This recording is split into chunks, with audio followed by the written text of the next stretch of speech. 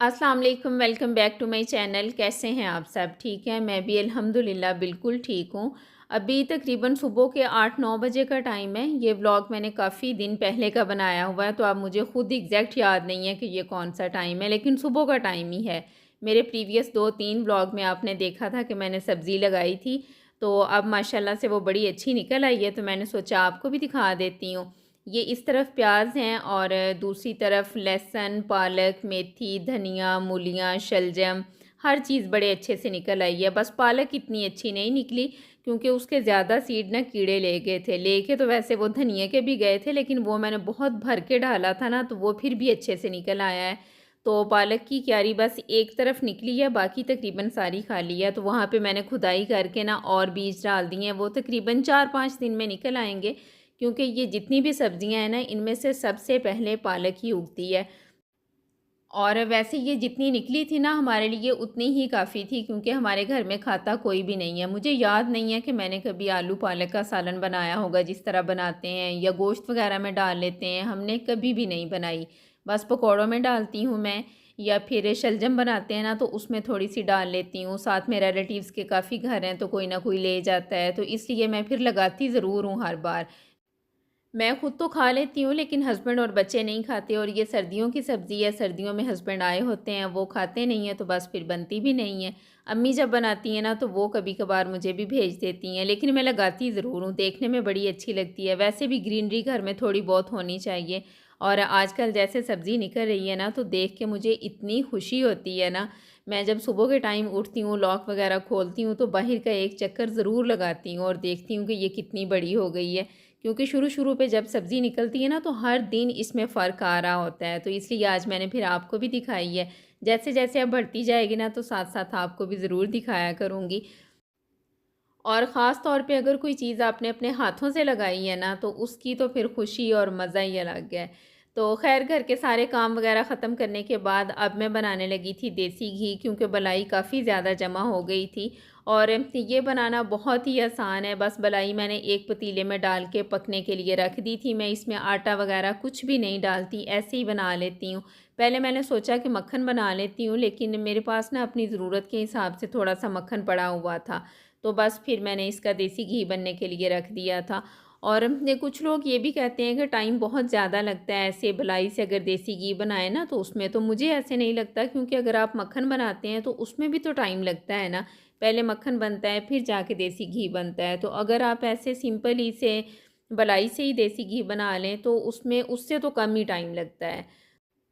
तो बस ये मैंने पकने के लिए रख दिया था। थोड़ी देर चम्मच हिलाते रहना है। जब इसमें बॉयल आ जाए, पकने लग जाए, तो बस फिर फ्लेम को मीडियम करके छोड़ दें। साथ में अपना जो मर्ज़ी आप काम करते रहें बेफ़िक्र होके। तो बस देखें, कुछ ही देर के बाद ये बन गया था। इसका इतना अच्छा ज़बरदस्त कलर आया था ना, और इतनी अच्छी खुशबू भी आ रही थी। और व्लॉग का ये वाला जो पार्ट है ना, इसकी वॉइस ओवर मैंने कोई 5 से 6 बार की है। ऐसे दिमाग मेरा पागल हो गया है, क्योंकि आजकल शादियों का सीज़न है ना, तो हमारे मोहल्ले में किसी की मेहंदी आई हुई है, उसके इतने पटाखे चलने की आवाज़ें आ रही थी ना, कि मुझे बार बार डिलीट करके ये करना पड़ा है। क्योंकि मैं वॉइस ओवर रात के टाइम कर रही थी। दिन के टाइम जितना भी घर का कोई साइलेंट कॉर्नर हम ढूंढ लें ना, फिर भी थोड़ी बहुत आवाज़ें आती रहती हैं, तो रात का टाइम ठीक रह जाता है, लेकिन आजकल के टाइम के लिए ठीक नहीं है। तो खैर, हेल्पर यहाँ पे आ गई थी, और आज मेरे रूम का फ़ैन साफ़ करना था, तो वो कर रही है। मैंने साथ साथ जो मेरे ड्रॉ वगैरह कबर्ड के रह गए थे ना, वो मैंने साफ़ कर लिए थे। ये वाला फ़ैन हमारे घर में गर्मियों में सबसे ज़्यादा यूज़ होता है, और इसकी हालत इतनी ख़राब होती है कि इसकी तरफ देखने को दिल नहीं करता। अभी आपको मैंने दिखाया, और आपको देखने से लग नहीं रहा होगा कि ये साफ़ हुआ है। हालाँकि ये गर्मियों के सीज़न में 2 बार मैंने खुद साफ़ किया है, और अब तीसरी बार ये हेल्पर साफ़ कर रही है। अब तो ख़ैर ये चलेगा नहीं, तो फिर ये सर्दियों में साफ़ ही रहेगा। उसके बाद गर्मियों में कुछ टाइम जब चलेगा ना, तो उसके बाद फिर साफ़ करने की ज़रूरत पड़ेगी।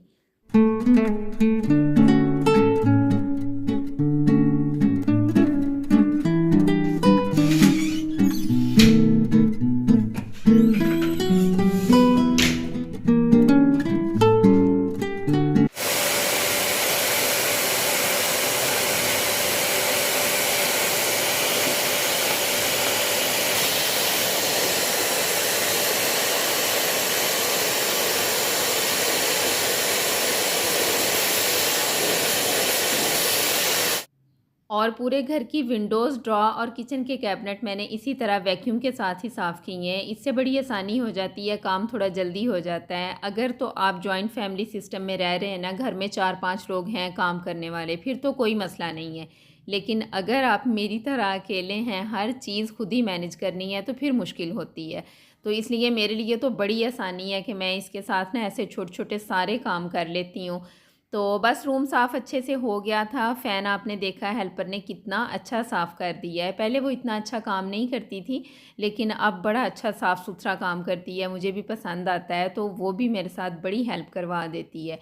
अच्छा, ये व्लॉग उन दिनों का है जब स्मॉग और फॉग की वजह से बच्चों को स्कूल से छुट्टियाँ हुई थी ना, तो बच्चे भी आज घर थे, तो मेरी कोशिश थी कि धूप भी अच्छी निकली हुई है, तो चलें काफ़ी सारा काम आज मेरा ख़त्म हो जाए। बच्चों ने भी बड़ी हेल्प की है। बेटे ने कर्टन मुझे उतार के दे दिए थे और ये मैंने एक-एक करके ही उतरवाए थे, क्योंकि ये मिक्स हो जाते हैं। 3-4 जो कर्टन है ना, उनका डिज़ाइन बिल्कुल सेम है, तो लेकिन हाइट में फ़र्क है, तो वो अगर एक साथ ही उतार लें ना, तो फिर वो मिक्स अप हो जाते हैं।